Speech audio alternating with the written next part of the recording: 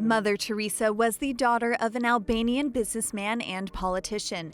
Yet at the age of 12, she knew she wanted to devote her life to the church. 6 years later, she entered the convent and launched nearly 70 years of service, which included a radical dedication to the poor. Many of those years were spent in the slums of Calcutta, India. But it wasn't until after her death that her letters revealed the darkness she faced for decades.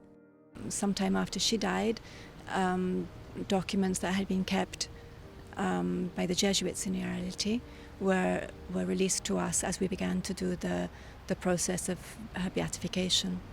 So in that way we began to find out the things that we had never known. Nobody in the congregation knew that for 50 years she passed through such darkness.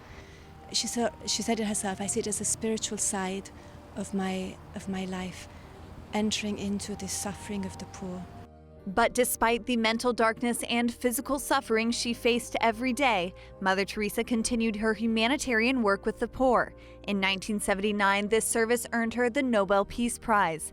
And in 1994, she was recognized as the keynote speaker at the National Prayer Breakfast for the President of the United States.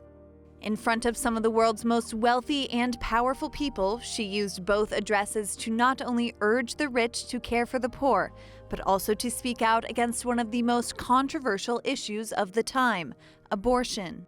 I feel that the greatest destroyer of peace today is abortion. And if we accept that the mother can kill even her own child, how can we tell other people not to kill one another?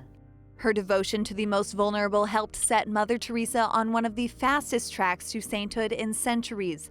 Less than 2 years after her death, Pope St. John Paul II started her beatification process, and she was canonized in 2016. 2 miracles were needed for her to be officially declared a saint. The first was the healing of a woman from India who had a severe tumor. The second was the case of Marcilio Andrino, a Brazilian man with a brain infection.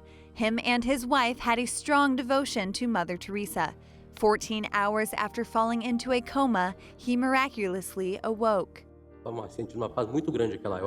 felt a very great peace and no headaches. After I came to know that the moment when I had no more pain, doctors have done tests, and they saw that 70% of the infection was reduced. After recounting his story of healing to the Vatican, Marcilio Andrino returned to attend Mother Teresa's canonization ceremony at St. Peter's Square.